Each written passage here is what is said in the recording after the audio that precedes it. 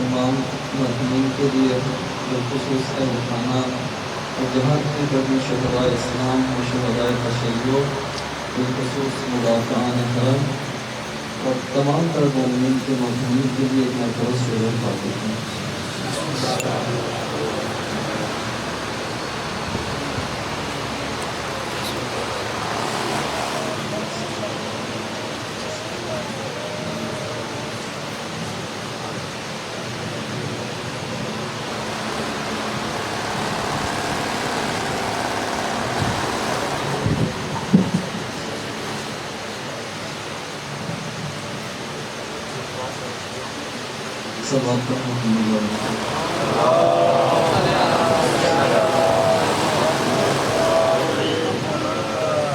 جو مومن پیچھے بیٹھے ہوئے ہیں ان سے گزارش کی جاتی ہے کہ آپ آگے تشریف لیں تاکہ دوران مجلس کے خلل واقع نہ ہو۔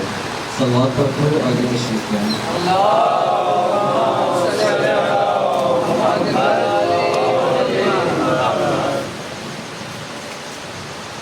نعرہ تکبیر اللہ اکبر، نعرہ تکبیر اللہ اکبر، نعرہ رسالت یا رسول اللہ، نعرہ رسالت یا رسول اللہ، نعرہ حیدری یا حیدری، بر محمد و آل بیت محمد بلند تر صلوات۔ اللہم صلی علی محمد و آل محمد۔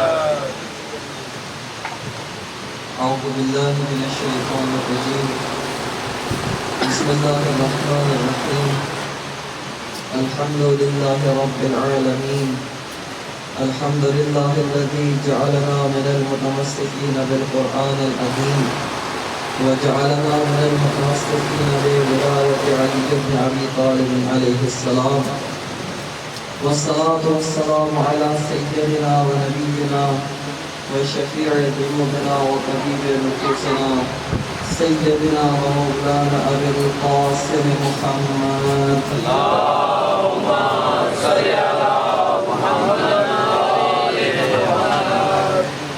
وعلى آله الطيبين الطاهرين المعصومين المظلومين، واللعنة الدائمة على أعدائهم من الآن إلى قيام يوم الدين۔ أما بعد، فقد قال حسين بن علي في وقت الخروج من المدينة إلى مكة: لا والله يا ابن عمي لا فارقت هذا الطريق أبدا حتى أنظر إلى أبيات مكة أو يقضي الله في ذلك مما تحب وترضى۔ ومحمد وآل محمد صلوات۔ اللهم صل على محمد۔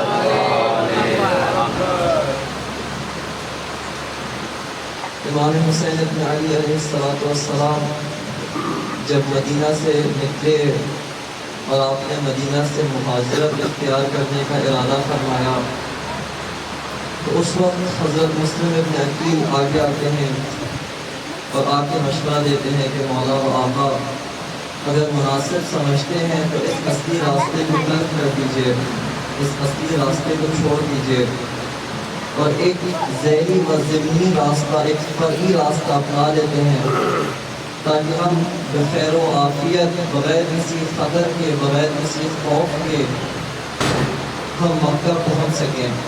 اور پھر آگے مثال بھی دیتے ہیں کہ عبداللہ ابن زبیر بھی کسی فرعی راستے سے گئے ہیں اور بغیر کسی غضب، بغیر کسی خطرے و خوف کے وہ مکہ پہنچ چکے ہیں۔ اس کے جواب میں امام حسین فرماتے ہیں: لا واللہ یا ابن عمی، کہ اے میرے ججازات بھائی، ہرگز خدا کی قسم ہرگز ایسا نہیں ہوگا۔ لا فارقت هذا الطریق ابدا، کہ میں کبھی بھی اس راستے کو نہیں چھوڑوں گا۔ حتی انظر الی ابیات مکہ، یہاں تک کہ میں مکہ کی دیواریں دیکھ لوں۔ اور یقضی اللہ فی ذلک بما تحب وترضی، یا خدا متعال فیصلہ کر دے اس چیز کے بارے میں جو خدا کی رضا اور خدا کی مشیت ہے، یعنی یا میں شہادت تک پہنچ جاؤں گا یا یہ کہ مکہ پہنچ جاؤں گا۔ مومنین کی آسانی و آسودگی کے لیے تین چار دن سے یہ سلسلہ جاری ہے. اس کا ایک مختصر سا خلاصہ چند الفاظ میں آپ کی خدمت میں بیان کر دوں تاکہ ایک سلسلہ و ایک ربط کلام ہو جائے اور پیچھے سے مربوط ہو جائے کہ بات شروع کہاں سے ہوئی تھی اور ابھی تک کہاں پہنچی ہے. ہماری بات یہاں سے شروع ہوئی تھی کہ انسان قرآن کے مطابق مہاجر اللہ ہے، خدا کی طرف ہجرت کر رہا ہے، یا بعض لوگوں کے بقول مسافر ہے، سفر کر رہا ہے. چاہے انسان مہاجر ہو یا مسافر ہو، دونوں صورتوں میں اسے ایک راستے کی ضرورت ہوتی ہے. گھر بیٹھ کے نہ ہجرت کی جاتی ہے، پڑاؤ ڈال کے نہ ہجرت کیا جاتا ہے، نہ ہی سفر کیا جاتا ہے. لہذا انسان ہر حال میں ایک راستے، ایک راہ، ایک مسیر کا محتاج ہے، یا قرآن کے بقول ایک طریق، ایک صراط کا محتاج ہے. اب یہ صراط ہم نے چننا ہے اور ہمیں اپنی زندگیوں کے اندر ہزاروں راستے نظر آتے ہیں، ہزاروں راستے، بلکہ جتنے لوگ ہیں شاید اتنے ہی راستے ہوں کہ ہر انسان ایک الگ راہ پہ گامزن ہے. ہر انسان ایک اپنے بنائے ہوئے طریق کو چنا ہوا ہے اور اس طریق اور اس مسیر کے مطابق سفر کر رہا ہے. اس صراط پہ وہ چل رہا ہے، چاہے وہ صراط مستقیم ہو یا ولا الضالین کا راستہ ہو، مغضوب علیہم کا راستہ ہو. بس بے تحاشا راستے ہیں. آپ یہ جانتے ہیں کہ جتنے راستے ہوں ان تمام راستوں کا انجام و نتیجہ ایک نہیں ہوتا. مثال کے طور پہ اب یہی مثال لے لیں، اس شہر کے اندر ہزاروں سڑکیں موجود ہیں، انگنت سڑکیں موجود ہیں، اور ہر سڑک کا انجام ایک الگ چوک ہوتا ہے، ایک الگ چوراہا ہوتا ہے. تمام سڑکیں ایک ہی موڑ پر، ایک ہی چوراہے پر اور ایک ہی جگہ پر نہیں پہنچاتی. لہٰذا یہ جو ہزاروں راستے و سینکڑوں راستے ہمارے سامنے موجود ہیں، آیا ہر راستہ راہ نجات ہے یا کوئی خاص راستہ راہ نجات ہے؟ اس کے مطابق رسول خدا صلی اللہ علیہ وآلہ وسلم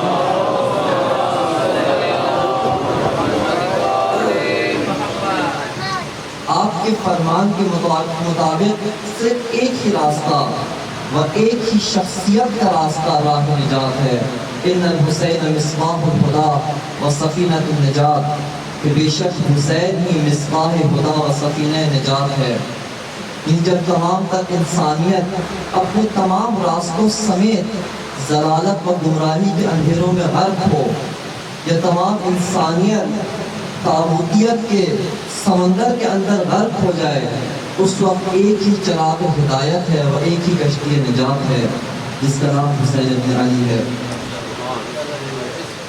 اب یہ جب ہم راہ حسین کے ساتھ ہم آہنگ ہونے کے لیے آگے بڑھ رہے ہیں، وہ اس راہ کے ساتھ اپنا فاصلہ کم کرنے کے درپے ہیں، اور ہم چاہتے ہیں کہ اس راہ کے ساتھ قربت اختیار کریں. اس وقت ہمیں اس راہ کی معرفت حاصل کرنے کی ضرورت ہے.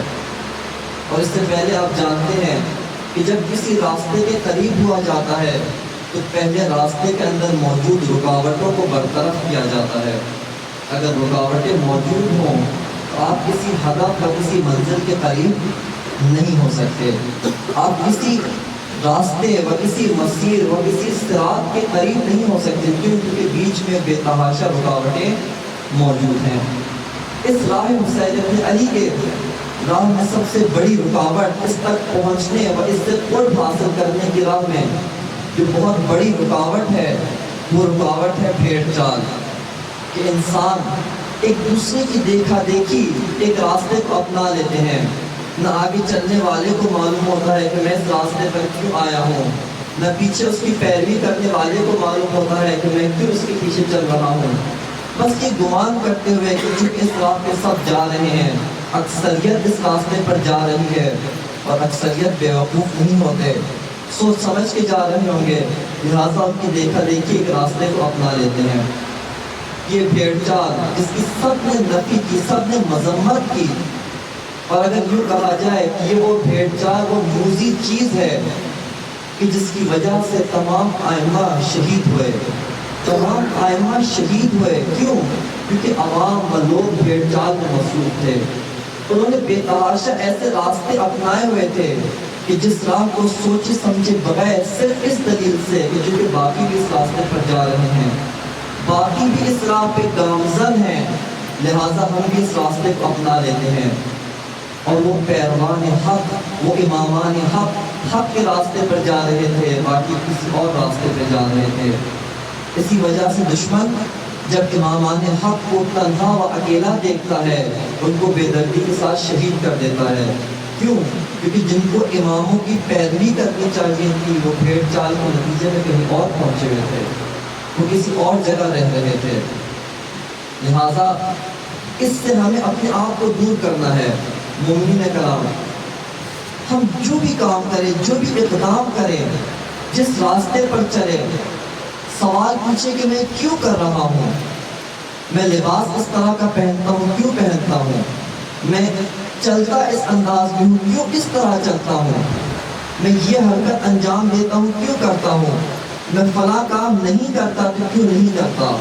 ہر موڑ پہ، زندگی کے ہر قدم پہ آپ اپنے آپ سے کیوں کا سوال پوچھیں، اور جہاں جہاں پہ آپ یہ کیوں کا سوال نہیں پوچھیں گے تو آپ یقین جان لیں کہ آپ اس راہ پہ چل رہے ہیں جس راہ پہ آپ کی زمام آپ کے اپنے ہاتھ میں نہیں، کسی اور کے ہاتھ میں ہے، آپ کے لگام آپ کے ہاتھ میں نہیں، بلکہ کوئی اور تماشا باز ڈگڈگی بجا کے آپ کو کسی اور راستے پہ لے کے جا رہا ہے۔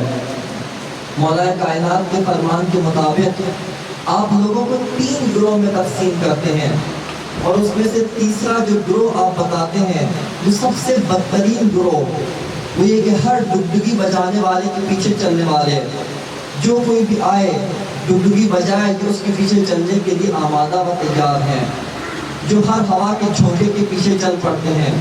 آج دیکھتے ہیں کہ دریا کرو اس طرف ہے، اس طرف چل پڑتے ہیں، کل دیکھتے ہیں کہ دریا الٹا بہ رہا ہے، الٹی سمت چلنا شروع کر دیتے ہیں۔ لہٰذا ہم ہر زندگی کے ہر موڑ پہ ہمیں پوچھنا چاہیے کہ میں یہ کام کیوں کر رہا ہوں، اور اگر کوئی معقول دلیل نہ ملے، معقول وجہ نہ ملے تو فوراً اس راستے سے اپنے آپ کو دور کریں اور ان لوگوں کی پیروی کریں کہ جن لوگوں کو قرآن کہتا ہے انعمت علیہم، کہ انعمت علیہم ہے، فوراً خدا سے طلب کریں اے بار الہ اہدنا الصراط المستقیم، ہمیں ایک سیدھا و مستقیم راستہ عطا کر۔ وہ مستقیم راستہ کون سا ہے؟ صراط الذین انعمت علیہم غیر المغضوب علیہم ولا الضالین، ہمیں انعمت علیہم کا راستہ عطا کر، نہ کہ مغضوب علیہم کا راستہ۔ اور جب ہم بھیڑ چال سے دور ہو گئے، ہم نے خدا سے انعمت علیہم کا راستہ طلب کیا، تو اس راستے کی پہلی نشانی، اس راستے کا پہلا مینار، اس راستے کا پہلا ستون حق پرستی ہے، کہ جو حق پرست ہے وہی اس راستے پر آ سکتا ہے، جو حق پرست ہے وہی حسین کے ساتھ راہ حسین ابن علی پر گامزن ہو سکتا ہے، لیکن جس کے اندر بھی شائبہ باطل پایا جاتا ہے وہ اس راستہ حق پر نہیں آ سکتا۔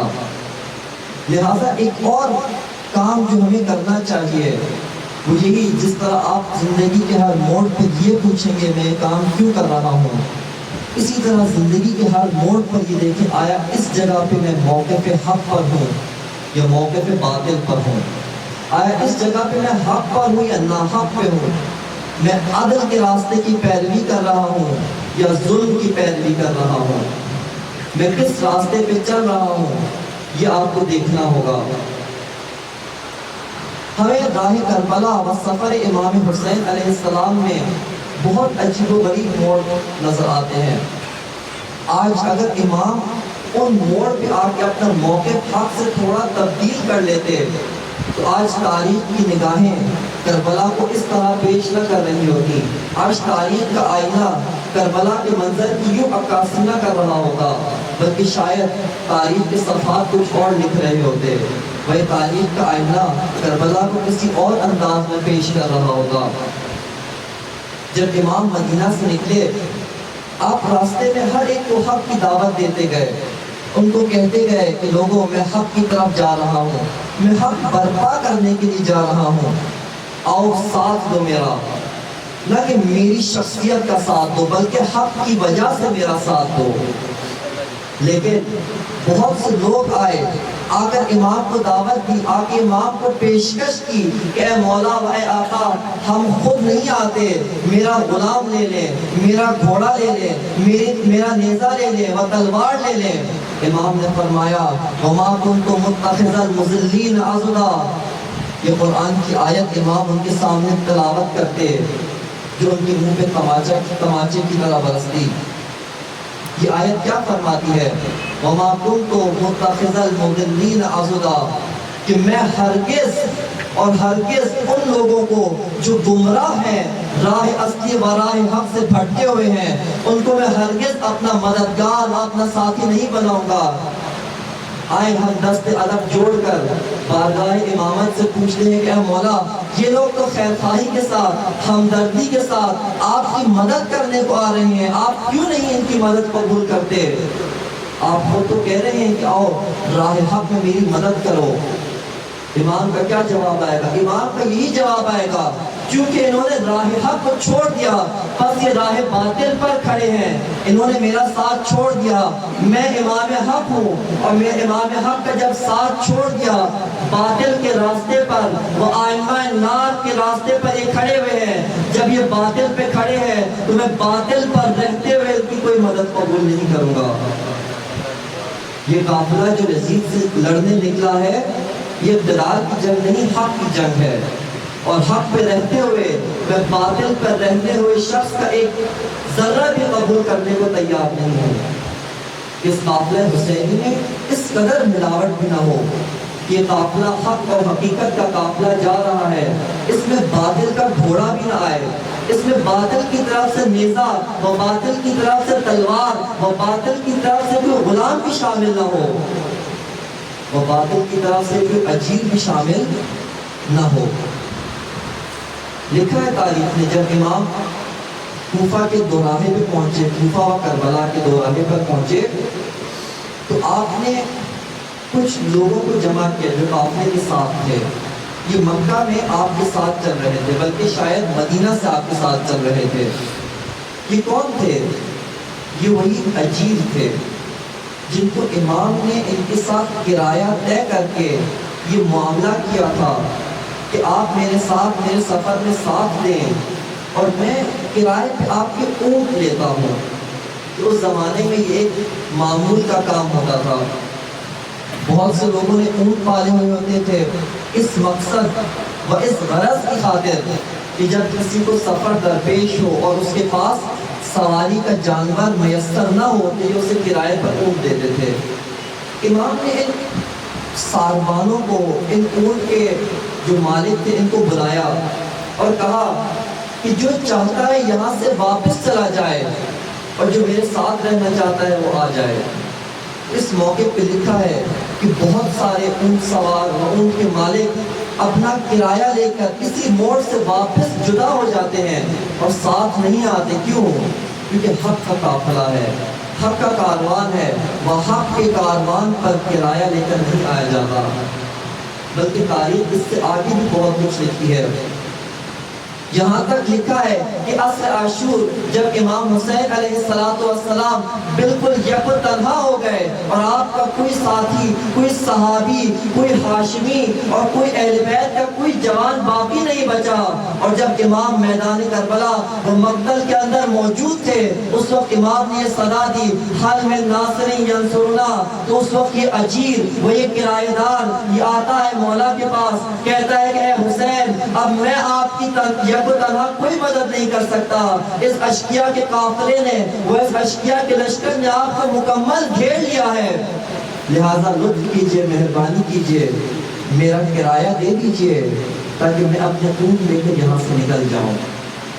اور تاریخ میں لکھا ہے کہ مولا نے اس موقع پہ اسے کرایہ بھی دیا، بلکہ کرائے سے اضافی رقم بھی دی، اور حتیٰ یہ بھی کہا کہ تمہیں اگر محفوظ طریقے سے نکل جانا ہے اس راستے سے نکل جاؤ۔ اور تاریخ میں لکھا ہے کہ وہ محفوظ طریقے سے کربلا سے نکل گیا، اونٹ بھی لے گیا، کرایہ بھی لے گیا، لیکن حسین کا ساتھ نہیں دیا۔ کیوں؟ کیونکہ شائبہ باطل موجود تھا، وہ حق پرست نہیں تھا، کرایہ پرست تھا، اجرت پرست تھا، حق پرست نہیں تھا۔ لہذا اگر اجرت پرست و کرایہ پرست میدان عاشورہ میں عصر عاشور تک بھی آ جائے تو حسین کی رکاب میں شہید نہیں ہوتا، واپس چلا جاتا ہے۔ لہذا مومنین کرام بہت دقت اور بہت ہوشیاری کی ضرورت ہے۔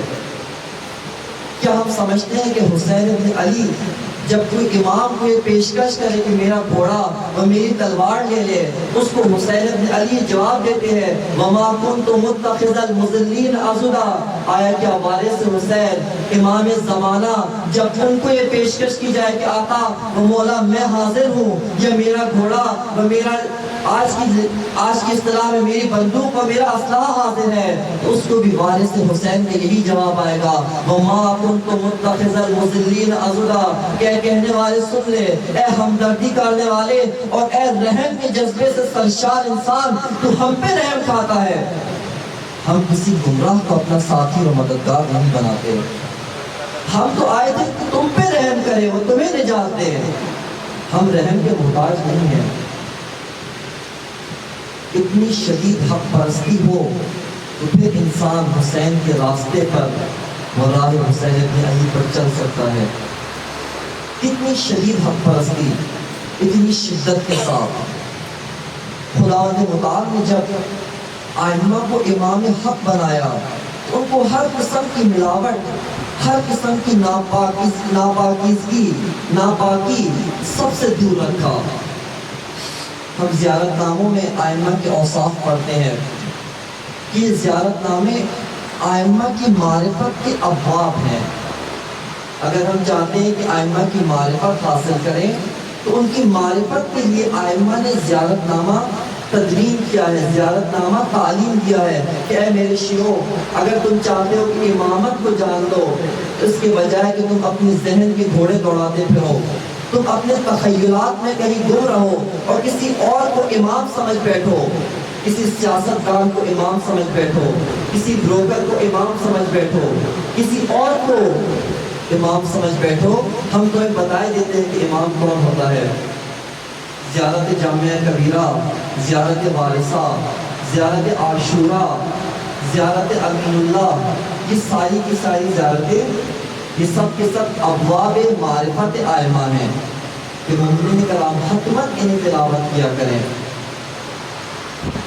ان زیارت ناموں میں ہمیں ائمہ کی معرفت حاصل ہوتی ہے، ہمیں معلوم ہوتا ہے کہ امام و امامت کسے کہتے ہیں، کہ اس دور کے لوگ جب امام ان کے درمیان خود موجود تھے، اس دور کے لوگ بھی نہیں سمجھ سکے علی کون تھے، علی کیا تھے، اور آج بھی ائمہ کی معرفت حاصل کیے بغیر نہیں جان سکے کہ علی کون تھے اور علی کیا تھے۔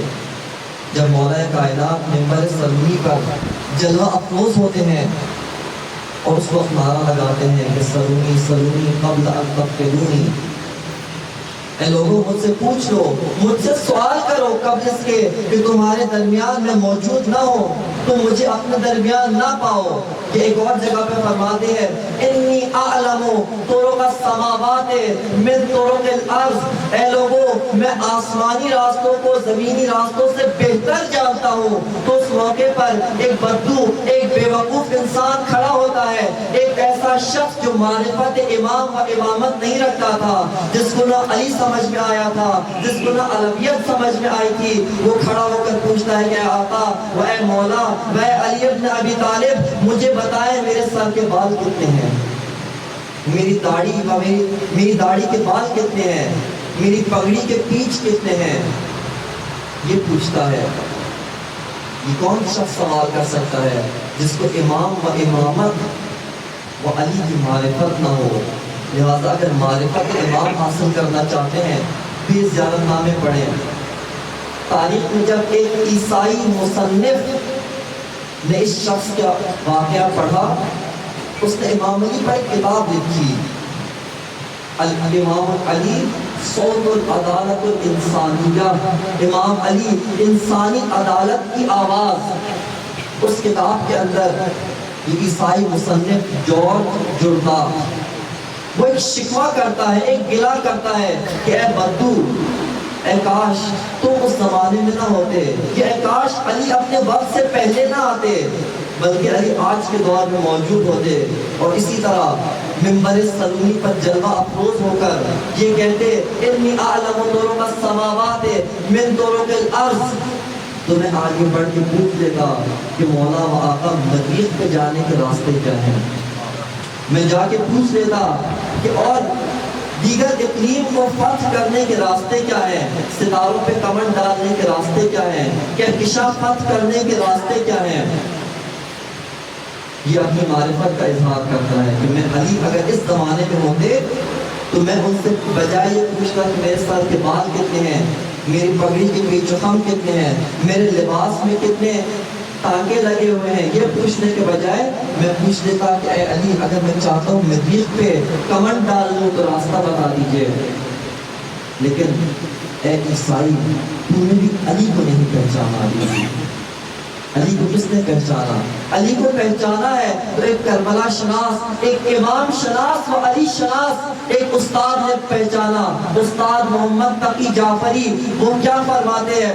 وہ کہتے ہیں کہ عیسائی تو نے اپنی معرفت کا اظہار یوں کیا کہ تو یہ کہتا ہے کہ وہ جو اس زمانے کے لوگ تھے وہ نادان تھے، امامت کی معرفت نہیں رکھتے تھے، اور تو اپنے آپ کو دانا سمجھتا ہے، تو اپنے آپ کو امام کی معرفت کا حامل سمجھتا ہے۔ میری نگاہ میں تو بھی اتنا ہی نادان ہے۔ کیوں نادان ہے؟ اس لیے کہ وہ اس زمانے میں اپنی سوچ کے مطابق یہ سمجھ رہا تھا کہ علی سر کے بال بتانے آئے ہیں، تو یہ سمجھ رہا ہے کہ علی مریخ کے راستے بتانے آئے ہیں، علی تجھے خاک سے خدا تک پہنچانے آئے ہیں۔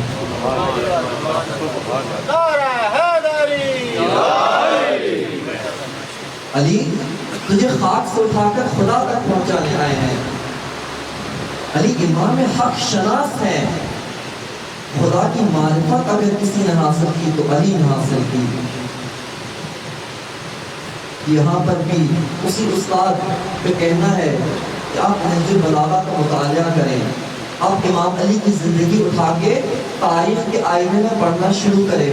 علی بہت سارے میدانوں میں قدم رکھا، جنگ میں قدم رکھا، حفاظت رسول کے میدان میں قدم رکھا، کتابت وحی کے میدان میں قدم رکھا، اور اسی طرح عبادت کے میدان میں علی نے قدم رکھا، بہت سارے میادین میں قدم رکھا۔ ہر میدان میں ہمیں علی سب سے آگے نظر آئے، لیکن ان کے پیچھے بھی کچھ لوگ نظر آئے۔ شجاعت کے میدان میں علی شجاع عرب تھے، اشجع الناس تھے، لیکن اس زمانے میں عرب دوسرے کو بھی شجاع سمجھتے تھے۔ مذہب و انتر کا بھی تاریخ ذکر کر دیتی ہے، یہ بھی اپنے زمانے کے پہلوان تھے۔ لیکن ایک ایسا میدان آتا ہے جہاں پر علی یک و تنہا کھڑے ہیں، امام اکیلا کھڑا ہے، امام کے مقابلے کا نہ کوئی امام کے پیچھے نظر آتا ہے، نہ کوئی امام کے ساتھ نظر آتا ہے، اور وہ میدان معرفت باری تعالیٰ ہے، وہ خدا کی معرفت کا میدان ہے۔ یہاں پر علی یک و تنہا کھڑے ہیں، کوئی اور علی کی ہمسری کا دعویٰ، وہ حتیٰ علی کی پیروی کا دعویٰ کرنے والا بھی نہیں، جس نے معرفت باری تعالیٰ میں اتنا قدم رکھا ہو۔ بس یہ زیارت نامہ یہ معرفت امام ہمیں بتاتے ہیں کہ امام کسے کہتے ہیں۔ قرآن کے بقول وَإِذِ ابْتَلَىٰ إِبْرَاهِيمَ رَبُّهُ بِكَلِمَاتٍ فَأَتَمَّهُنَّ قَالَ إِنِّي جَاعِلُكَ لِلنَّاسِ إِمَامًا، کہ جب ابراہیم کے پروردگار نے ابراہیم کا کچھ کلمات کے ذریعے امتحان لیا، فَأَتَمَّهُنَّ، ابراہیم نے سارے امتحان پاس کیے، سارے امتحان میں اول آئے۔ خدا نے کیا انعام دیا؟ انی جاعلک للناس اماما، اے ابراہیم آپ پہلے نبی تھے، آپ پہلے رسول تھے، پھر ہم نے آپ کا مزید امتحان لیا، جب آپ امتحان کو تمام کیا، ان کلمات وہ ان تمام تر آزمائشوں میں مکمل اترے، انی جاعلک للناس اماما، پھر ہم نے آپ کو امامت عطا کی۔ ابراہیم کیا مانتے ہیں؟ قال ومن ذریتی، اے پروردگار یہ سلسلہ امامت فقط مجھ ابراہیم پہ نہ روک دینا، ومن ذریتی میری ذریت کے اندر یہ سلسلہ جاری رکھنا۔ خداوند متعال کا کیا جواب آتا ہے؟ قال لا ینال عہدی الظالمین، کہ ابراہیم یہ میرا عہد، یہ میرا منصب کسی ظالم تک نہیں پہنچے گا۔ بس امام و امامت یعنی محض حق کہ کسی ظالم تک امامت کا منصب نہیں پہنچ سکتا، کوئی ظالم لائق امامت نہیں ہو سکتا۔ یہ زیارت نامہ زیارت وارثہ کی چند جملے آپ کی خدمت میں عرض کرتا ہوں جو ہمیں مزید امام کی معرفت و امامت کی معرفت کے قریب لے جائیں۔ زیارت وارثہ امام حسین کا زیارت نامہ جو یہاں سے آغاز ہوتا ہے، السلام علیکہ یا وارثہ آدم صفوت اللہ، السلام علیکہ یا وارثہ نوح نبی اللہ، السلام علیکہ یا وارثہ ابراہیم خلیل اللہ، اور اسی طرح انبیاء کا سلسلہ جاری ہے۔ کبھی کہا جاتا ہے کہ اے صفوت اللہ ابراہیم کے آدم کے وارث پر سلام ہو، کبھی کہا جاتا ہے اے نوح نبی کے وارث پر سلام ہو، اے وہ کہ جو ابراہیم خلیل اللہ کا وارث ہے اس پر بھی سلام ہو، اے موسیٰ کلیم اللہ کے وارث آپ پر سلام ہو، اے عیسیٰ روح اللہ کے وارث آپ پر سلام ہو، اور یوں سلام کا سلسلہ جاری ہے۔ یعنی حسین تمام انبیاء کے وارث وہ مقصد انبیاء کے وارث۔ اور پھر ایک اور مقام پر یہ زیارت نامہ اس جگہ پہ پہنچتا ہے، اب گواہی دینے کا وقت آئے کہ اے زائر حسینی جو زیارت پڑھ رہے ہو، جو زیارت کر رہے ہو، اور اپنی معرفت کا اظہار کرو۔ تم کیا معرفت رکھتے ہو امام، کس کے در پہ آئے ہو؟ اشہد انک قد اقمت الصلاۃ وآتیت الزکاۃ، اور یوں ایک ایک چیز کے بارے میں معرفت کا اظہار کرو، گواہی دو آگے۔ اور ایک اور گواہی کیا دو، واشہد انک کنت نورا فی الاصلاب الشامخہ والارحام المطہرہ لم تنجسک الجاہلیۃ بانجاسہا، کہ اے امام میں یہ گواہی دیتا ہوں، میں یہ اپنے پورے وجود کے ساتھ اس بات کا اعتقاد رکھتا ہوں، خدا کو حاضر و ناظر جان کر خدا کے محضر میں وہ بارگاہ امامت میں کھڑے ہو کر اس بات کی گواہی دیتا ہوں کہ آپ وہ نور ہیں کہ جو اپنے آباء کی، اپنے اجداد کی صلب میں بھی پاک و پاکیزہ تھے اور ارحام مطہرہ میں تھے۔ لم تنجسک الجاہلیۃ بانجاسہا، کہ آپ کو ہرگز جاہلیت کی ناپاکی نے متنجس نہیں کیا، اس نے ناپاک نہیں کیا۔ ولم تلبسک من مدلہمات ثیابہا، اور ہرگز آپ پر جاہلیت کے سائے نے اپنا ناپاک سایہ نہیں ڈالا، آپ اس قدر پاک و پاکیزہ ہیں۔ نعرہ تکبیر، اللہ اکبر، نعرہ رسالت، یا رسول اللہ، نعرہ حیدری، یا علی، انصر صلوات، اللہم صلی علی محمد وآل محمد۔ آپ اس قدر حق پرست ہیں کہ خداوند متعال نے گوارا نہیں کیا کہ جن کو میں امام حق و ائمہ حق بنا رہا ہوں ان کا کسی صلب نجس سے گزر ہو جائے، ان کا کسی رہن غیر مطہر سے گزر ہو جائے۔ اسی وجہ سے مولا کائنات کیا فرماتے ہیں، اسبغ ابن نباتہ کو امام نے لیا، امام کے صحابی و جید صحابہ میں سے، ان کو کیا فرماتے ہیں، کہتے ہیں کہ میں نے امیر المومنین کو یہ فرماتے ہوئے سنا کہ امام نے کیا فرمایا، واللہ ما عبد ابی ولا جدی عبد المطلب ولا ہاشم ولا عبد مناف صنما قط، کہ ہرگز میرے آباء و اجداد میں سے کسی نے بھی کبھی کسی بت کے سامنے گھٹنا نہیں ٹیکا، کسی بت کے سامنے اپنی پیشانی نہیں رکھی، کسی بت کے سامنے کورنش نہیں بجا رہے اور کسی بت کے سامنے نہیں جھکے، بلکہ کیا تھا، وہ سارے کے سارے بیت اللہ الحرام کی طرف، اس بیت حق کی طرف رخ کر کے مسلک ابراہیم کے مطابق نماز پڑھتے تھے۔ خدا نے گوارا نہیں کیا کہ علی کے نطفے کو اس ایسے صلب سے گزارے جو صلب نجس ہو، وہ صلب بت پرست ہو، وہ صلب ظلم ہو، اس سے خدا نے گوارا نہیں کیا۔ اور پھر جب اس طرح کا ایک شخص جب ان ارحام مطہرہ و اسلاب شامخہ سے گزرتا ہے، وہی حق رکھتا ہے یہ کہہ سکے کہ لوگوں اگر مجھے دنیا کا لالچ دیا جائے، اگر تمام تر دنیا کی دولت سمیٹ کے میرے قدموں تلے ڈھیر کر دی جائے، یا اگر مجھ پہ ظلم و ستم کیا جائے، میری پشت عریان کر کے خال مغیرہ پر گھسیٹا جائے اور کہا جائے کہ اے علی یہ تمام تر ظلم برداشت برداشت کرو، یا یہ علی یہ دولت لے لو اور ایک ظلم کر لو. وہ کیا ظلم ہے؟ ایک چونٹی کے منہ سے جو کا چھلکا ناحق چھین لو تو میں علی اس دولت کو ٹھکرا دوں گا، اس دولت کو لات مار دوں گا، اس ظلم کو برداشت کر لوں گا، لیکن جو کے چھلکے کے برابر ظلم کرنے کو تیار نہیں ہوں. یہ آئمہ حق ہیں. لا ینال عہدی الظالمین، اے ابراہیم میرا حق و میرا عہد کہ کسی ظالم و ناحق تک نہیں پہنچے گا. جو ظالم ہو وہ اس عہد تک نہیں پہنچ سکے گا. یہ نعمت عظمیٰ یہ خداوند متعال نے ان آئمہ کی شکل میں ہمیں عطا کی کہ آج ہم نے آئمہ کو کیا سمجھا ہے. بقول علامہ اقبال کے تو نے پوچھی ہے امامت کی حقیقت مجھ سے، حق تجھے میری طرح صاحب اسرار کرے، ہے وہی تیرے زمانے کا امام برحق جو تجھے حاضر و موجود سے بیزار کرے.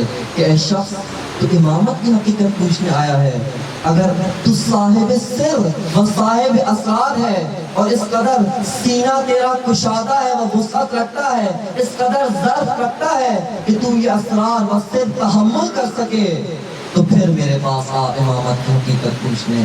لیکن اگر صاحب سر نہیں ہے بلکہ صاحب شکم ہے، شکم پرست ہے، اس وقت جب حق پرست ہو پھر امامت کی حقیقت پوچھنے آ.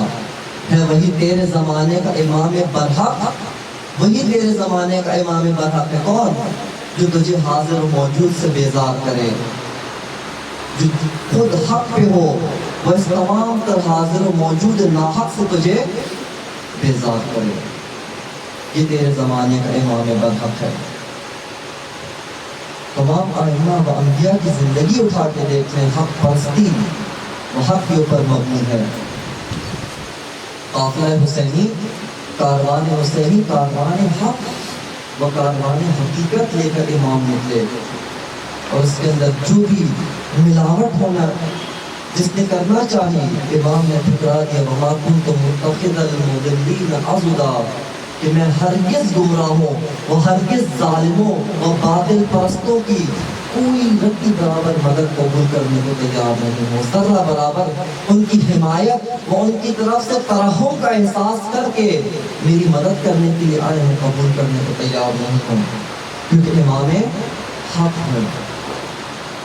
امام حق ہے.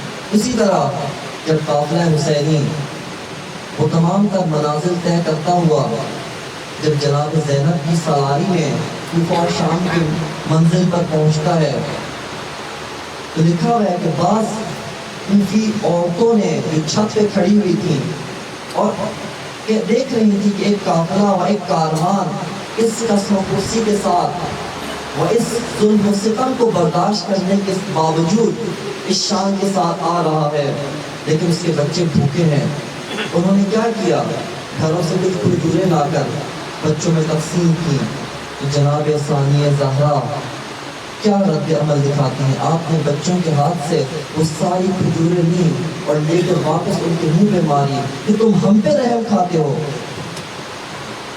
وہی جواب دیا ہوگا بیوی نے، وما كنت متخذا المضلين عضدا، کہ تم کوفہ میں رہنے والے باطل پرست و باطل کی حمایتی آج حق کے کاروان کو کھجوریں دیتے ہو رحم کھا کے.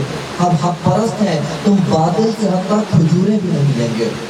ہم بھوک سے مر بھی جائیں تم سے راشن نہیں لیں گے، تم سے کچھ بھی نہیں لیں گے. عزاداری و آزاد یہ اسی کاروان حق کا تسلسل ہے، اسی قافلہ حق کا تسلسل ہے کہ بی بی نے جو نہضت اور جو سلسلہ جاری رکھا حق کا، وہ حق کا سلسلہ آج تک اس کاروان حسینی کی صورت میں جاری ہے. آپ کی خدمت میں پہلے دن عرض کیا تھا کہ مومنین کرام ضرور عزائے حسینی کے اندر خود شریک ہوں، جلوس حسینی کے اندر بنفس نفیس خود آئیں، اپنے بچوں کو لے کے آئیں، اپنی خواتین کو لے کے آئیں، تمام تر خاندان کے ساتھ اس میں شریک ہوں. کیوں؟ کیا ثواب کمانے آتے ہیں؟ فقط ثواب نہیں، ثواب کے اور بہت سے راستے ہیں. صرف اور صرف عزا کرنے نہیں آتے، عزا کے بہت سے راستے ہیں، بلکہ ہم عزائے حق پرستی کرنے آتے ہیں۔ ایک عزا ہوتا ہے جو عزائے ترحم ہوتا ہے۔ آپ نے کبھی دیکھا ہوگا کہ جب کبھی کسی پر ظلم ہو جائے تو وہ کیا کرتے ہیں، وہ راستے میں بیٹھ جاتے ہیں، بیٹھ کر اپنے سارا سامان بکھیر دیتے ہیں اور اپنے آپ کو پیٹنا شروع کرتے ہیں۔ کیوں؟ تاکہ کوئی ان پہ رحم کھا لے، کوئی ترحم کے جذبے کے تحت ان کو کچھ دے دے، اپنی رحم آمیز حالت بناتے ہیں اور اس طریقے سے دوسروں کی توجہ جلب کرتے ہیں۔ یہ طریقے ہوتے ہیں، یہ ہنر ہوتا ہے کسی کا رحم ابھارنے کا، کسی کو مضطرب کرنے کا، کسی کو بے چین کرنے کا، تاکہ وہ اس رحم کے جذبے سے بے چین ہو کر آپ کو چند روپے و چند ٹکے کی کوئی چیز دے دے۔ لیکن یہ عزائے حسینی و جلوس حسینی جو رحم کا نہیں، جو یہ سمجھتے ہیں کہ یہ عزائے حسینی شاید رحم کی اپیل کرتے ہیں، نا، یہ فقط سوگ کا جلوس نہیں ہے، کیونکہ اگر صرف اور صرف سوگ منانا ہوتا تو گھروں میں بیٹھ کے زیادہ اچھے طریقے سے سوگ منائی جا سکتی ہے، گھروں میں بیٹھ کر زیادہ اچھے طریقے سے آپ عزا کر سکتے ہیں۔ یہ فقط اور فقط سوگ کا نہیں بلکہ حق کا جلوس ہے، وہ حق کی نہضت ہے، پوری دنیا کو یہ بتانے کے لیے کہ اے لوگوں، ہمارا ایک امام تھا جو امام حق پرست ہے، اور آج اس امام حق پرست کے پیروکار حق پرست اس دنیا میں موجود ہیں جو دنیا کے کسی کونے پہ ظلم برداشت نہیں کریں گے، جو دنیا کے کسی کونے پر ظلم برداشت نہیں کریں گے۔ بہت سے لوگوں نے عزاداری کے بارے میں مختلف طریقوں سے اپنی جہالت کا اظہار کیا ہے، اپنی نادانی کا اظہار کیا۔ بعض روشن فکر لوگ، جن کو حقیقت میں راشن فکر کہنا چاہیے، جو پیٹ پرست و شکم پرست لوگ تھے، کہ شاید کبھی ان کے ذہن میں ہمدردی کا جذبہ آ گیا ہو، انہوں نے محاسبات کیے، کیلکولیشنز کی۔ انہوں نے کہا کہ دیکھیں، آپ لوگ مجالس سے عزا کرتے ہیں، اتنا خرچہ ان چیزوں پہ ہوتا ہے، آپ لوگ تبرک تقسیم کرتے ہیں، آپ لوگ مثال کے طور پہ اور اہتمام کرتے ہیں، آپ لوگ عزا کے جلوس نکالتے ہیں، اس سب پہ کتنا خرچہ ہوتا ہے، اور باقاعدہ سارے اعداد و شمار سارے ہند سے لکھ کر انہوں نے ساری کیلکولیشن کر کے یہ سارے کے سارے اعداد و شمار دیے کہ دیکھیں اتنے کروڑ روپیہ ایک سال کے محرم میں ایک ملک میں ہوتا ہے۔ تو اگر اس شہر کے لوگ، اس ملک کے لوگ، بجائے اس کے کہ آپ ایک ایسا واقعہ جو 1400 سال پرانا ہے آپ اس کو یاد کریں اور اس کے غم میں آپ اتنے خرچے کریں، آپ یہ سارے کروڑ روپیہ جمع کریں، اور جمع کرنے کے بعد آپ اس سے کیا کر سکتے ہیں، مثال کے طور پہ اتنے کروڑ ہوتے ہیں، اتنے کروڑ سے سڑکیں بن سکتی ہیں، اتنے کروڑ سے ہسپتال لگائے جا سکتے ہیں، اتنے کروڑ سے غریبوں کی مدد کی جا سکتی ہے، اتنے کروڑ سے اور رفاہی اور فلاحی کام کیے جا سکتے ہیں۔ یہ سب کے سب کام کیے جا سکتے ہیں اور اسی پیسے سے کیے جا سکتے ہیں، لیکن اے لوگوں جو یہ گمان کرتے ہو، جو اپنے گمان باطل و زعم باطل میں یہ گمان کرتے ہو کہ عزاداری کا پیسہ اس جگہ پہ لگایا جا سکتا ہے، عزاداری کے ذریعے ہسپتال بنائے جا سکتے ہیں، عزاداری کے ذریعے غریبوں کی مدد کی جا سکتی ہے، عزاداری کے ذریعے بیواؤں کی مدد کی جا سکتی ہے، تم یہ جو گمان کرتے ہو کہ عزاداری کے ذریعے یہ سب مدد کی جا سکتی ہے، لیکن یہ پیسہ یہاں پر نہیں لگانا۔ کیوں؟ کیونکہ عزاداری سرمش کے حق پرستی ہے، عزاداری اس لیے ہے کہ اے مومنین، اے عزاداران، تم مجالس حسینی میں آؤ، امام حق پرست کا تذکرہ سنو، امام حق پرست کی حمایت میں امام حق پرست کے قصے کو یاد کر کے جلوسوں میں نکلو، سڑکوں پہ آؤ، تاکہ دنیا کو درس حق پرستی مل جائے۔ یہ حق پرستی سکھانے کے لیے، حق پرستی کی مشق کرنے کے لیے ہے، اور بے تحاشا اعتراضات کرتے ہیں کہ آپ سڑکوں پہ اتنی دیر کے لیے آتے ہیں، لوگوں کو تکلیف ہوتی ہے، سڑکیں بند کرنی پڑتی ہیں، ٹریفک رک جاتی ہے، اسی طرح مریض ہو ہسپتال تک نہیں جا سکتے، یہ اور بے تحاشا اقتصادی کام، اقتصادی سارا سلسلہ رک جاتا ہے۔ یہ اس کے علاوہ اور اعتراضات اور اشکال کرتے ہیں، ان کو یہی جواب ہے کہ تمہیں یہ درد محسوس ہوتا ہے، لیکن اگر یہ درد محسوس نہ کیا، یہ تکلیف نہ ہوئی، تمہیں حق کے پامال ہونے کا درد نہیں ہوگا، تمہیں حق کے پائمال ہونے کا درد نہیں ہوگا۔ وہ امام برحق کربلا میں کھڑا ہو کر لبیک کی صدا مانگ کر، حلم ناصر کی صدا دے کر، لوگوں سے لبیک کا تقاضا کر کے وہ ناصر مانگ کر یہ امام تک و تنہا شہید ہو جائے گا، لیکن کبھی تاریخ میں آنے والوں کو درد نہیں ہوگا۔ لہٰذا کہا گیا کہ عزاداروں جلوس نکالو، عزاداروں سڑکوں پہ آؤ، عزاداروں اپنا پیغام اس طریقے سے پوری دنیا کو دو تاکہ سب کو پتہ چل جائے کہ جب امام برحق ناصر و یاور مانگ رہا ہو تو اس وقت گھروں میں بیٹھ کے اپنے درد کو نہیں رونا ہوتا، اس وقت امام حق پرست کے درد و امام حق پرست کے حق پرستی کے لیے نکلنا ہوتا ہے۔ نعرہ تکبیر، نعرہ رسالت، نعرہ حیدری، خوشنودی امام زمانہ بلند تر صلوات۔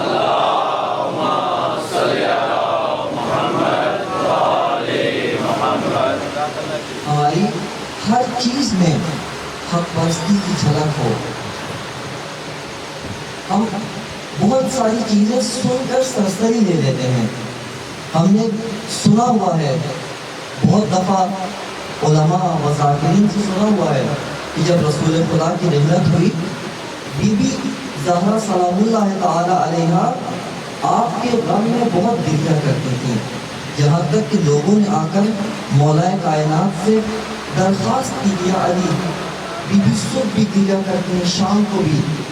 ہماری خواتین بے چین ہو جاتی ہیں، ہمارے بچے مضطرب ہو جاتے ہیں، سکون و چین نہیں آتا۔ آیا بی بی رحم و تراحم کا گریہ کرتی تھی؟ رحم و تراحم کے ذریعے سے تو مدد کر دی جائے تو تراحم دور ہو جاتا ہے، چند پیسے دے دیے جائیں تو تراحم دور ہو جاتا ہے۔ بی بی کون سا رونا روتی تھی؟ وہ رونا جو حق پرستی کا رونا تھا۔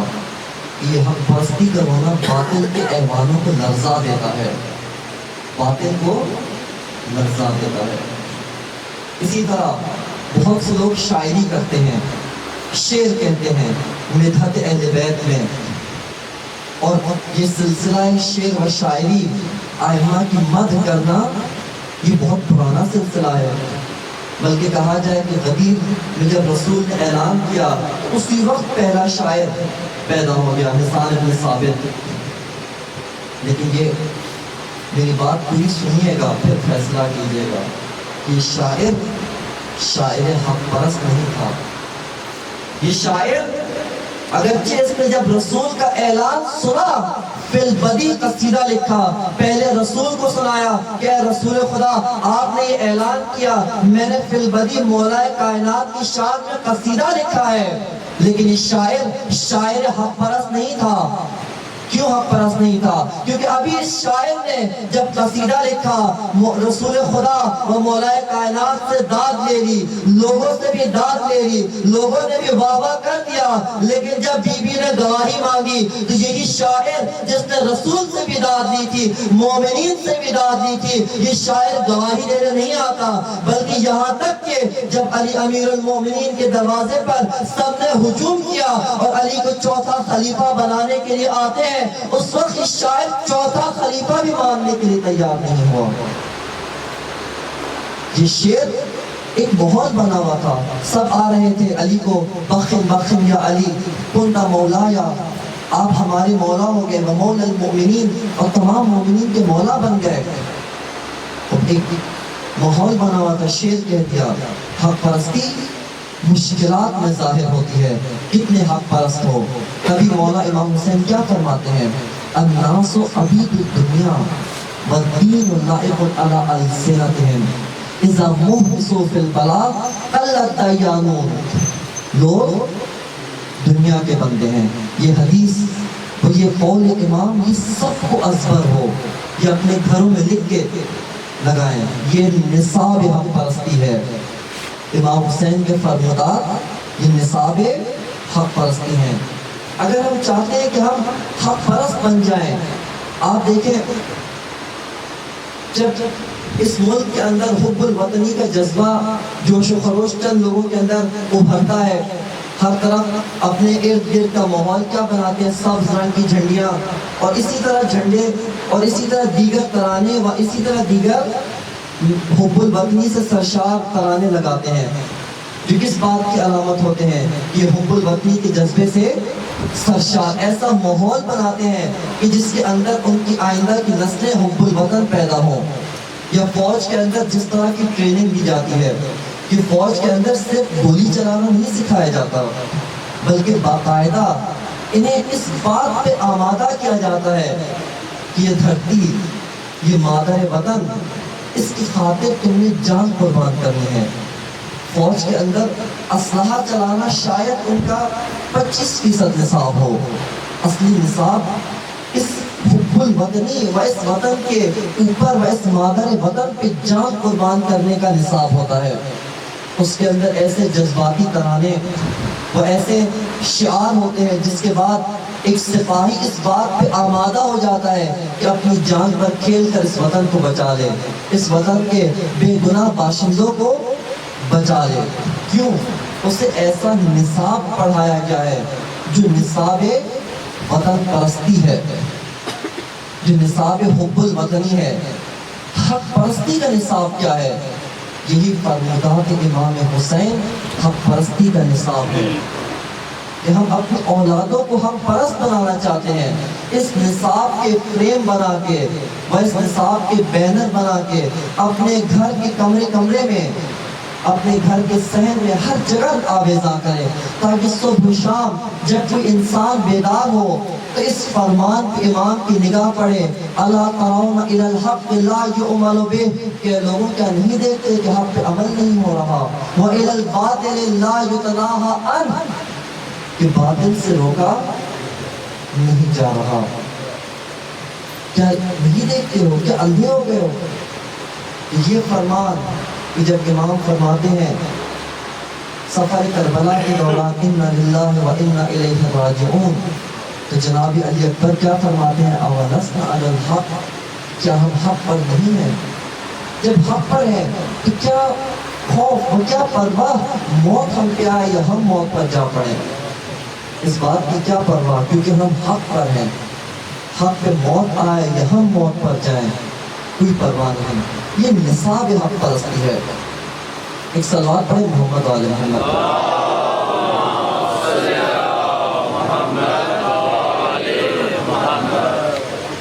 گزارش کر رہے ہیں کہ مومنین آگے آگے تشریف لائیں، 3 دفعہ صلوات پڑھتے ہوئے تمام مومنین کھڑے ہو کر جتنی جگہ آگے ہے اس جگہ کو پر کریں۔ صلوات پڑھے محمد آل محمد۔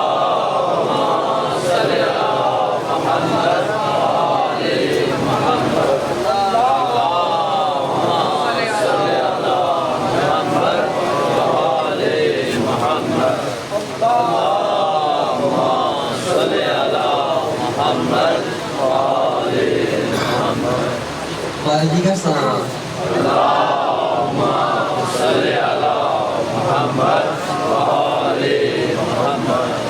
بس یہ کاروان، یہ قافلہ حسینی، قافلہ حق۔ حق پرستی کے مقابلے میں ایک اور چیز ہوتی ہے جو حق پرستی کی راہ میں ایک بہت بڑی رکاوٹ ہے، اور وہ ہے شخصیت پرستی۔ شخصیت پرستی آپ نے دیکھیں کہ بعض حشرات یہ روشنی کے گرد چکر لگا رہے ہوتے ہیں، روشنی کے گرد طواف کر رہے ہوتے ہیں، جنہیں پروانہ کہا جاتا ہے، کہ شمع کے گرد پروانے گھوم رہے ہوتے ہیں۔ اور اسی طرح آپ نے دیکھا ہوگا کہ بہت سارے حشرات کسی مردار کے گرد چکر لگا رہے ہوتے ہیں، کسی مردار کے اوپر منڈلا رہے ہوتے ہیں، اپنی نگاہیں اس مردار کے جسم کے اوپر گاڑے ہوئے ہوتے ہیں۔ اسی طرح ایک قافلہ و ایک کاروان حق ہوتا ہے جو حق کے گرد طواف کر رہا ہوتا ہے، اور ایک اور کاروان وہ شخصیات کے گرد گھوم رہا ہوتا ہے، شخصیت پرستی میں مبتلا ہوتا ہے۔ شخصیت پرستی کہتے کسے ہیں؟ سادہ الفاظ میں اگر آپ کے سامنے بیان کروں، یعنی ایک شخصیت کو بت بنا لینا، چاہے شخصیت اچھی ہو یا بری، کسی بھی شخصیت کو بت بنا لینا، اور پھر اس شخصیت کے لیے طواف کرنا، یہ جانچے بغیر کہ آیا وہ شخصیت حق پر ہے یا نہیں، یہ پرکھے بغیر آیا وہ شخصیت حق پر ہے یا نہیں، اس شخصیت کے لیے طواف کرنا، یہ کیا کہلاتا ہے؟ شخصیت پرستی۔ ایک طرف کاروان و قافلہ حق پرستی اور ایک طرف شخصیت پرستی۔ ایک واقعے کے ذریعے سے آپ کو اچھی طرح معلوم ہو جائے گا کہ شخصیت پرستی کسے کہتے ہیں۔ جب معرکہ جمل پیش آیا، امیر المومنین کا لشکر ایک طرف، وہ لشکر جمل دوسری طرف صف آرا تھا، اور ان کے درمیان محاذ آرائی ہونے والی تھی، جنگ کے شعلے بھڑکنے والے تھے۔ ایک شخص امیر المومنین کے پاس آتا ہے، آپ یہ کہتا ہے کہ آپ یہ سمجھتے ہیں کہ میں آپ کا ساتھ دوں گا؟ آپ یہ گمان نہیں کیجیے گا میں آپ کا ساتھ دوں گا۔ کیوں؟ کیونکہ اس طرف بڑی بڑی شخصیات نظر آتے ہیں، اس طرف صحابہ کبار نظر آتے ہیں، اس طرف سیف الاسلام نظر آتے ہیں، اس طرف فلاں نظر آتا ہے، اس طرف فلاں نظر آتے ہیں، لہٰذا آپ یہ گمان نہیں کیجیے گا میں ان کا ساتھ دوں گا۔ یہاں پر مولا کائنات کیا فرماتے ہیں؟ اعرف الحق ثم تعرف اہلہ، اہل حق کو پہچانو پھر اس کے بعد معذرت حق کو پہچانو، اعرف الحق، حق کو پہچان، ثم تعرف اہلہ، پھر اس کے بعد تمہیں پتہ چل جائے گا اہل حق کون ہے۔ تم حق کو پہچان لو، پھر معلوم ہو جائے گا کہ اہل حق کون ہے۔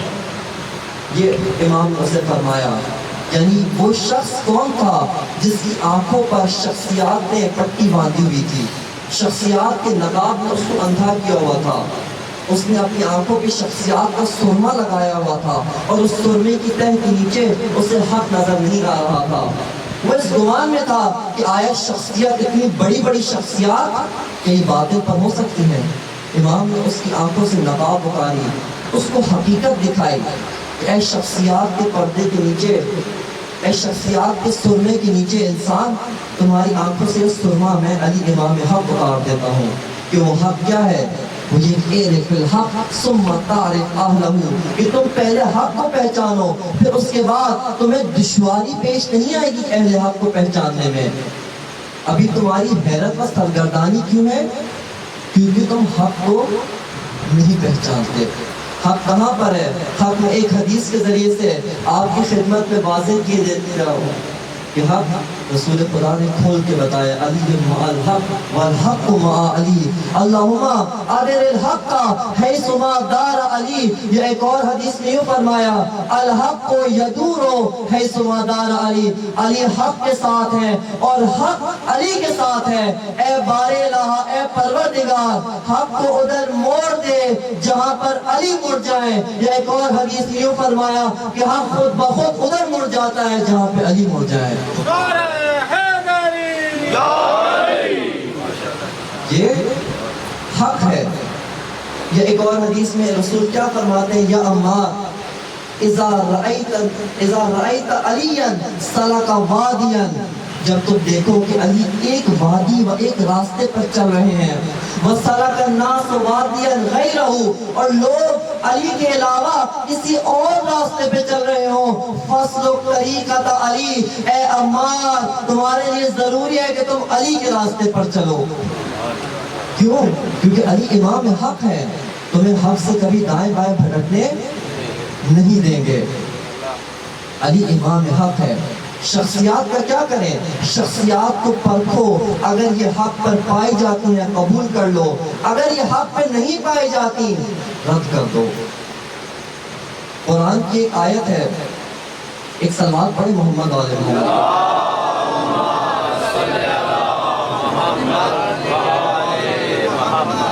قرآن کریم سورہ آل عمران، یہ آیت ہمیں واضح اور دو ٹوک الفاظ میں تمام تر حق و حقیقت کھول کر بتا دیتی ہے۔ هو الذی انزل علیک الکتاب، کہ وہی اللہ وہی ذات ہے کہ جس نے اے رسول آپ پر کتاب نازل کی۔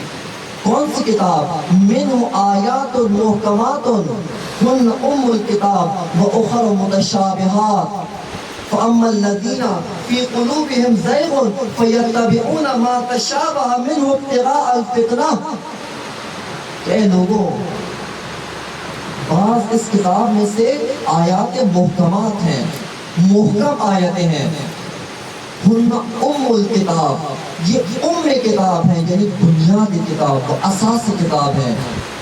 اور دوسری کیا ہے؟ وَأُخَرُ مُتَشَابِهَاتٌ، اور دوسری بعض آیات متشابہات ہیں. بعض لوگ کیا کرتے ہیں؟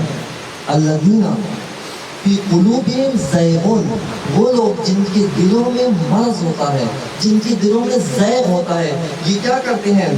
فَيَبْتَغُونَ مَا تَشَابَهَ مِنْهُ ابْتِغَاءَ الْفِتْنَةِ وَابْتِغَاءَ تَأْوِيلِهِ کہ یہ لوگ کیا کرتے ہیں؟ یہ ما تشابہ و متشابہات کے پیچھے جاتے ہیں. کیوں؟ تاکہ فتنے کو بھڑکا سکیں، فتنے کی آگ بھڑکا سکیں.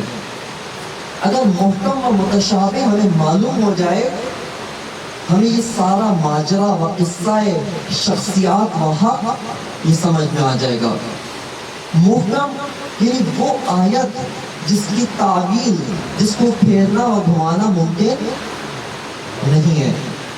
متشابہ وہ آیت جس کے اندر گنجائش ہے کہ اہل فتنہ اس آیت کو پھیر سکتے ہیں. مثال ایک محکم آیت کی، لیس کمثلہ شیء، خدا کے بارے میں کہ خدا کی مثل کوئی چیز نہیں ہے، کوئی چیز، لیس کمثلہ شیء، کوئی چیز خدا کی مثل نہیں ہے. یا سورہ اخلاص پوری کی پورا سورہ محکم آیات پر مبنی. بسم اللہ الرحمن الرحیم، قل هو اللہ احد اللہ الصمد لم یلد ولم یولد ولم یکن له کفوا احد. یہ پورا کا پورا سورہ آیات محکمات، اس کے اندر گنجائش نہیں، دو ٹوک واضح انداز میں حق کو بیان کر رہا ہے. وہ آیت متشابہ جیسے ید اللہ فوق ایدیہم کہ خدا کا ہاتھ مومنین کے ہاتھ پر ہے. ید اللہ خدا کا ہاتھ، فوق ایدیہم مومنین کے ہاتھ پر ہے. کہ اس ماجرے و اس واقعے کے بعد یہ آیت نازل ہوئی کہ جب رسول نے بیعت رضوان اس جگہ پر ایک بیعت لی، سب مسلمان جو چاہتے تھے کہ مکہ کے اندر جائیں، جا کے عمرہ کریں، اس موقع پر جب مشرکین نے مزاحمت کی، اس موقع پر رسول نے ایک بیعت لی کہ تم ساتھ دو گے. خداوند متعال کو بیعت پسند آئی، اس کی تعریف کی، اس کے بعد کیا فرمایا؟ ید اللہ فوق ایدیہم، خدا کا ہاتھ ان کے اوپر ہے. وہ آیا خدا کا ہاتھ ہے؟ ہمارے ننھے بچے بھی جواب دیں گے خدا کا ہاتھ. خدا جسم و جسمانیت سے ما فوق و ما ورا ہے اور پاک و منزہ ہے. تعالی اللہ عما یشرکون، خدا پاک ہے اس چیز سے جس سے مشرکین شرک کرتے ہیں. اس سب سے خدا پاک و منزہ ہے. یہ آیت متشابہ. کیوں؟ کیونکہ اس کے اندر یہ احتمال پایا جا سکتا ہے کہ کوئی فتنہ گر اور فتنہ باز اس آیت کو گھما پھرا کے اپنی طرف لے جائے، اس آیت کا معنی اپنے لحاظ سے کرے، نعوذ باللہ شرک کی طرف لے جائے. تو آئمہ نے کیا کہا؟ یہ قرآن نے خود بتایا کہ یہ لوگ کیا کرتے ہیں؟ متشابہ کو محکم سے کاٹ کر اس کا معنی کرتے ہیں. کیوں؟ ابتغاء الفتنہ، تاکہ فتنہ برپا کر سکیں، تاکہ فتنہ کھڑا کر سکیں. بس درست راستہ کیا ہے؟ درست حق کیا ہے؟ حق یہ ہے کہ متشابہات کو پلٹاؤ محکمات کی طرف، اور محکمات کی روشنی میں متشابہات کا معنی و ترجمہ کرو. تو اے انسان و اے مومن و اے مسلمان، شخصیات بھی دو طرح کی ہوتی ہیں.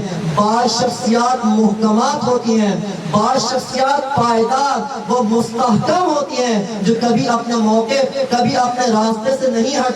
اور بعض شخصیات متشابہ ہوتی ہیں. اگر دیکھنا ہے یہ متشابہ کہاں کھڑے ہیں، ان کو دیکھو کہ آیا یہ محکمات وہ آیا حق کے ساتھ ہیں.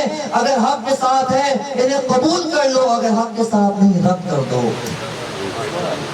حق کے ساتھ نہیں رد کر دو. اگر بڑی بڑی شخصیات علی کے ساتھ نہیں تو رد کر دو. آئمہ نے ایک اور روش بتائی، ایک اور طریقہ بتایا کہ جو بھی حدیث ہم سے منسوخ کر کے آتا ہے اسے فوراً قبول نہ کیا کرو، بلکہ پہلے قرآن پہ پرکھو، اگر قرآن کے مطابق ہے قبول کر لو، اگر قرآن سے ٹکرا جاتی ہے فَضْرِبُوهُ عَلَى الْجِدَارِ، اسے دیوار پہ دے مارو، اسے کیا کرو؟ دیوار پہ دے مارو۔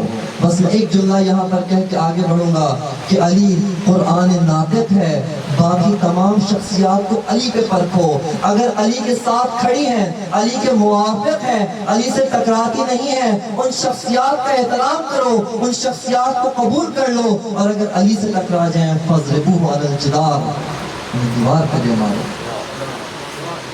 علی امام حق ہیں۔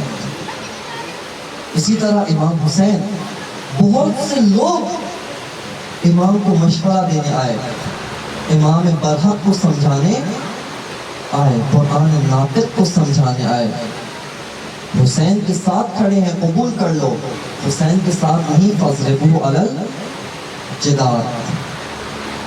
آج بعض فتنے اٹھائے جاتے ہیں، فتنے ہوتے نہیں، فتنے بنائے جاتے ہیں، جیسے ولی فقیہ کے متعلق فتنے، ایک یہ بھی مجتہد ہے، فلاں بھی مجتہد ہے، یہ کیوں ولی فقیہ ہو گئے، یہ کیوں ان کا حکم ماننا کیوں واجب ہے، کیوں ان کی اطاعت ضروری ہے، فلاں بھی تو مجتہد ہے، فلاں مجتہد اس مسئلے میں یہ کہتا ہے، ولی فقیہ یہ حکم دیتے ہیں، یہ کیوں، وہ کیوں، یہ بھی تو مجتہد ہے، اسی حوزے سے پڑھ کے نکلے ہیں، وہ بھی اسی حوزے سے پڑھے ہوئے ہیں۔ مومنین کرام، ولی فقیہ رہبر معظم آیات محکمات میں سے ہے، اس پہ سب کو پرکھ کے دیکھو، باقی کوئی بھی شخصیت، کوئی بھی جتنی بڑی شخصیت کیوں نہ ہو، اگر ولی فقیہ کے مخالف جا رہی ہے فَضْرِبُوهُ عَلَى الْجِدَارِ، آئمہ کا فرمان ہے، اس کو دیوار پہ دے مارو، وہ شخصیت قابل احترام نہیں ہے۔ علی کے مقابلے میں جو بھی آیا ہم نے اسے ٹھکرا دیا، کیوں؟ علی حق ہے، وہ امام حق ہے، اور اس کے مقابلے میں جو بھی آئے فَضْرِبُوهُ عَلَى الْجِدَارِ۔ آج بھی یہ ہے، آج دیکھیں ولی فقیہ کے خلاف کتنی زبان درازی کرتے ہیں، کتنی توہین کرتے ہیں۔ امام حسین علیہ السلام 59 ہجری کے اندر امام نے مکہ میں تمام تر اس وقت سرکردہ و برجستہ شخصیات کو بلایا اور بلا کر کہا کہ کیا تم نہیں دیکھتے دین پامال ہو رہا ہے؟ معاویہ، اس وقت معاویہ کا انتقال نہیں ہوا تھا، معاویہ نہیں جہنم واصل ہوا تھا، اس کو امام نے کیا نہیں دیکھتے کہ کھلا کھلا حق کو پامال کر رہا ہے؟ جب تمہارے آبا کی رسوم و رواج پائمال کی جائے تم چیختے ہو، چلاتے ہو، تمہاری جاہلیت کی رسومات پائمال کی جائے تم تڑپ جاتے ہو، تم بولتے ہو، ہر جگہ پہ اظہار کرتے ہو، اور آج وہ کھلا کھلا حق کو پامال کر رہا ہے، تمہارے منہ سے چون چرا بھی نہیں نکلتی۔ آج یہ کیوں ہو گیا کہ آج جس کا جی چاہتا ہے ولی فقیہ کے خلاف جو منہ میں آتا ہے بک دیتا ہے۔ جب ہمارے آباء و اجداد کو کوئی بولے ہم تڑپ جاتے ہیں، ہم خاموش نہیں بیٹھتے، ولی فقیہ کی کوئی توہین کر کے چلا جائے کوئی اس کا جواب دینے والا نہیں، نہ کوئی نقد جواب دیتا ہے، نہ کوئی بعد میں جواب دیتا ہے۔ جب وقت آتا ہے تو دفاع حرم کے لیے یہی ولی فقیہ نظر آتے ہیں، دفاع حرم کے لیے یہ ولی فقیہ۔ اے مومنین کرام، جب زیارات پہ جایا کرے، جب مزار حسینی و مرقد حسینی و روضہ حسین کے روبرو ہوں، وہ زیارت حسینی کر لیں، وہ روضہ حسین کے گرد طواف کر لیں، وہ حق پرستی کا درس لے رہے ہو، جب جناب زینب سلام اللہ تعالی علیہا کے روضے کی زیارت نصیب ہو جائے تو اس وقت کھڑے ہو کر اس ولی فقیہ کے لیے دعا ضرور کیا کرو کہ خدایا اس ولی فقیہ و اس پیر رہبر کی صحت کو ہمارے صحت یاد فرما، و ان کے سائے کو ہمارے سر پر تا قیام امام زمانہ و تا ظہور امام زمانہ ہمارے سروں پر قائم و دائم فرما، کہ آج کسی رہبر کی برکت سے تم اس قابل ہوئے ہو کہ اس جگہ پہ جا کر اطمینان و سکون کے ساتھ کھڑے ہو سکو۔ اگر عاشور کے موقع پہ جاتے ہیں، اربعین کے موقع پہ جاتے ہیں اور وہاں پہ سکون سے چند لمحے کھڑے ہو سکتے ہیں تو اسی رہبر کی برکت ہے۔ رہبر حق، اس رہبر حق نے انہی عزاداروں و انہی ماتمداروں و انہی عزاداروں کے پروردہ ان جوانوں کا ایک لشکر تشکیل دیا۔ وہ لشکر بنانے کے بعد اس یزیدی لشکر کو واصل جہنم کر دیا، اور آج کے بعد یہ شخصیات، یہ بڑی بڑی شخصیات اسی رہبر کے خلاف زبان درازی کرتے ہیں۔ جب دفاع حق و دفاع حرم کا موقع تھا، یہ شخصیات کدھر تھی؟ یہ شخصیات کیوں میدان میں نہیں آئی؟ یہ رہبر جس نے اپنا سب کچھ داؤ پہ لگایا، اس دفاع کے اوپر سب کچھ داؤ پہ لگایا، اپنی فوج کے بہترین سالار و سپاہ سالار و کمانڈر داؤ پہ لگائے۔ وہ سید مقاومت کہ آج اس کے خلاف بھی کتنی زبان درازی ہے، آج MI6 کی شیعہ اس کے خلاف کتنی زبان درازی کرتے ہیں، لیکن کوئی جب دفاع حرم کا موقع تھا تو کدھر تھے آپ؟ کدھر تھے؟ کدھر چھپ کے بیٹھے ہوئے تھے؟ اس وقت یہی رہبر، وہ اس رہبر کا یہ سپاہ سالار سید حسن نصر اللہ، یہ سینہ سپر ہو کر دشمن کے مقابلے میں آتے ہیں، اور اب انہیں ان شخصیات کی زبان درازی کا سامنا کرنا پڑتا ہے۔ یہاں پر شخصیات خود اپنا دفاع نہیں کرتے، یہاں پہ رہبر و رہبران ان شخصیات کی زبان درازی کے مقابلے میں اپنا دفاع خود نہیں کرتے، بلکہ یہاں پر وہ پیروکار و حسینی میدان میں آتے ہیں جو دفاع حق کرتے ہیں، جو دفاع رہبر حق کرتے ہیں، وہ امام حق کا دفاع کرتے ہیں۔ بس مومنین کرام، اس دور میں حق پرستی یہ اختیار کرنے کی ضرورت ہے، اور شخصیت پرستی سے دوری، شخصیت پرستی سے اپنے آپ کو دور کریں۔ ہم شخصیات کے گرد چکر نہ لگائیں، حق کے گرد چکر لگائیں، حق کا طواف کریں، شمس سے حق کے گرد اپنی زندگی کے سیارے کو گھمائیں، حق کی کیل کے گرد اپنی زندگی کی چکی کو گھمائیں، نہ کہ شخصیات کے گرد۔ شخصیات آپ ادھر ہیں کل کو ادھر ہوں، شخصیات بڑی بڑی شخصیات، یہی موضوع اس رہبر نے اٹھایا کہ کیا ہو گیا کہ وہ بڑی بڑی شخصیات جو اس سے پہلے اپنے آپ کو امام کے ساتھ منسوب کرتے تھے، یہ واقعہ کربلا میں دشمن کے لشکر میں کیسے ہو گئے؟ جو امام کو خط لکھ کر بلاتے تھے، یہ کیسے وہاں پر ہو گئے؟ یہ بڑے بڑے ہمدرد جو امام کو رستے بھر میں مشورے دیتے آئے، یہ عبداللہ ابن زبیر، عبداللہ ابن عمر، یہ سب بڑی بڑی شخصیات تاریخ کی، کہ کیسے امام کو تنہا چھوڑ کر صرف مشورے دینے پر اکتفا کیا، کہ امام حق کے ساتھ نہیں آئے۔ یہ تاریخ کا سوال ہے، اور خدا نہ خواستہ کہیں ایسا نہ ہو کہ آج ہم عزاداری ساری زندگی عزا میں ہوں، اور کل وہ وارث حسینی آئے، وارث حسین بن علی، وہ وارث حق و حقیقت و امام حق ظہور کریں۔ خدا نخواستہ ہم کہیں ان کے سامنے صف آرا نہ ہوں، کہیں ان کے مقابلے میں کھڑے نہ ہوں۔ اگر دیکھنا چاہتے ہیں کہ جب امام آئیں گے تو کہاں ہوں گے، تو اس وقت ابھی دیکھنے آیا ولی فقیہ کے ہمدوش کھڑے ہیں یا نہیں، ولی فقیہ کی سپاہ میں کھڑے ہیں یا نہیں۔ یہ آج نائب امام و نائب امام برحق ہیں، وہ حق پہ کھڑے ہیں۔ بس امام حسین امام حق ہیں، لشکر حق تشکیل دیا۔ امام نے بہت سے لوگوں کو خط لکھے، کوفہ کے اندر خط لکھ کر بھیجا، کہا کہ آپ حق کا ساتھ دیں۔ کوفیوں نے خط لکھے امام کو، امام نے اپنا قاصد بھیجا۔ بصرہ کے اندر امام نے اپنا قاصد بھیجا کہ حق و حقیقت کا ساتھ دو۔ لیکن امام نے بعض شخصی خطوط لکھے، بعض انفرادی خطوط لکھے، یہ پورے پورے شہروں کو امام نے خط لکھا، اور بعض امام نے انفرادی خطوط لکھے۔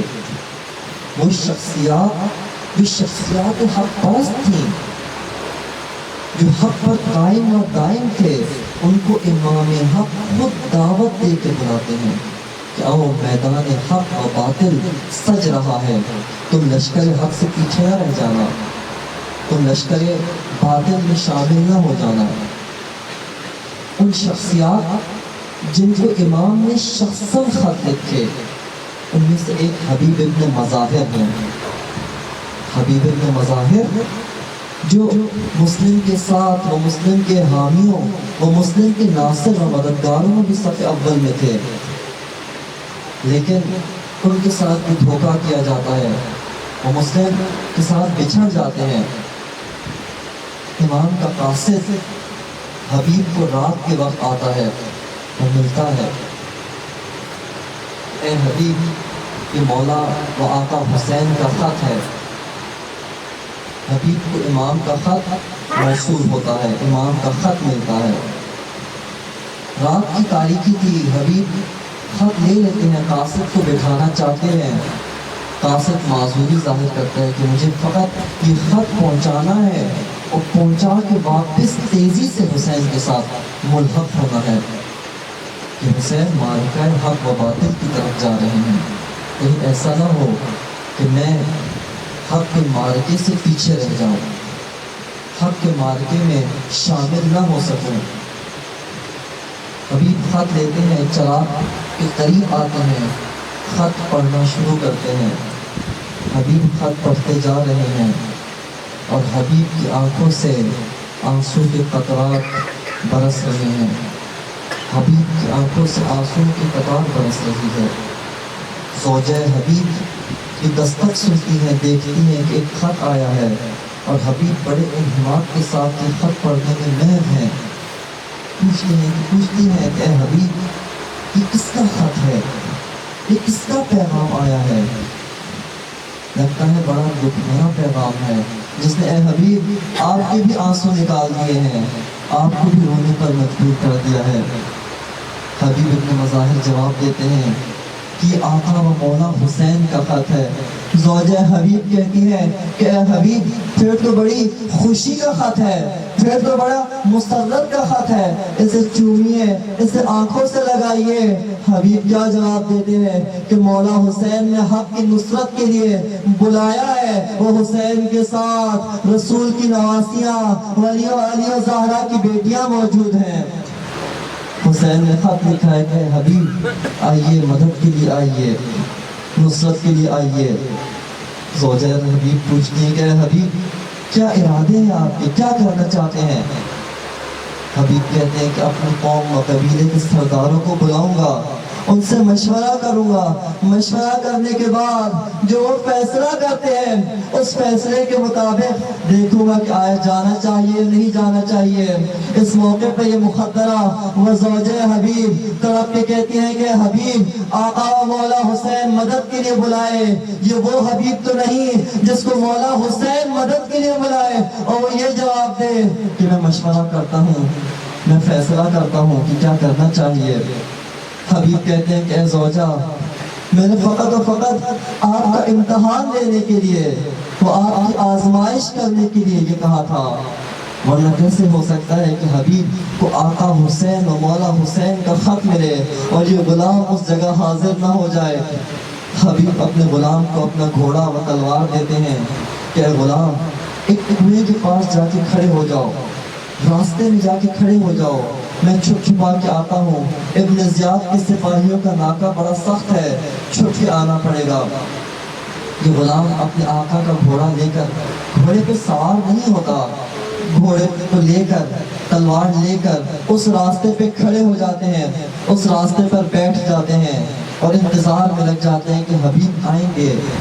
حبیب کون تھے؟ حبیب جو کربلا کے شہداء میں سب سے سن رسیدہ اور سب سے بزرگ کے پاس کے بقول 80 سال سے اوپر حبیب کی عمر تھی۔ کیوں آقا و مولا حسین نے حبیب کو بلایا؟ کہ حبیب، حق کے راستے میں عمر نہیں دیکھی جاتی، حق کے راستے میں سن نہیں دیکھا جاتا، آپ سے رسیدہ ہو، جنگ نہیں لڑ سکتے لیکن حق پرستوں کے قافلے سے پیچھے نہ رہ جانا، حق پرستوں کے قافلے و کاروان سے پیچھے نہ رہ جاؤ۔ حبیب بزرگ بوڑھے آنے میں دیر ہو گئی۔ وہ غلام کہتا ہے اپنے گھوڑے کے کان میں، حبیب کے گھوڑے کے کان میں کہتا ہے کہ میرے آقا کے گھوڑے، تو میرے آقا کا گھوڑا ہے، تجھ پہ میرے آقا کو بیٹھنے کا حق حاصل ہے، میں تجھ پہ سواری نہیں کر سکتا۔ لیکن حبیب کو آنے میں دیر ہو گئی، لگتا ہے حبیب گرفتار ہو گئے ہیں، حبیب کسی اور مشکل و گرفتاری و دشواری میں پھنس گئے ہیں، مجھے حسین تک لے جا، آقا حسین بہت غریب ہے، آقا حسین کے ساتھ علی و زہرا کی بیٹیاں ہیں، آقا حسین کی نصرت کے لیے مجھے لے جا۔ یہ باتیں ہو رہی تھی کہ حبیب قریب پہنچ جاتے ہیں، یہ غلام کی باتیں سن لیتے ہیں، سننے کے بعد حبیب ایک جملہ کہتے ہیں کہ اے مولا حسین آپ پہ سلام ہو، آپ اس قدر غریب ہو گئے کہ اب غلاموں کو بھی آپ پہ ترس آنے لگا ہے، کیا غلاموں کو بھی آپ پہ رحم آنے لگا ہے۔ حبیب گھوڑے پہ سوار ہوتے ہیں، سوار ہو کر روانہ ہو جاتے ہیں کربلا کی طرف، کاروان حق کی طرف روانہ ہو جاتے ہیں۔ قافلہ حسین آگے آگے جا رہا ہے، مولا حسین بار بار کوفے کی طرف مڑ کے دیکھتے ہیں۔ سوار جو آپ کے ساتھ و ہمراہ تھے پوچھ رہے ہیں کہ آقا و مولا کیوں کوفے کے راستے کی طرف دیکھتے ہیں؟ اب یقین رکھیے کوفے میں کوئی وفادار نہیں جو آپ کا ساتھ دینے کے لیے آئے گا۔ مولا حسین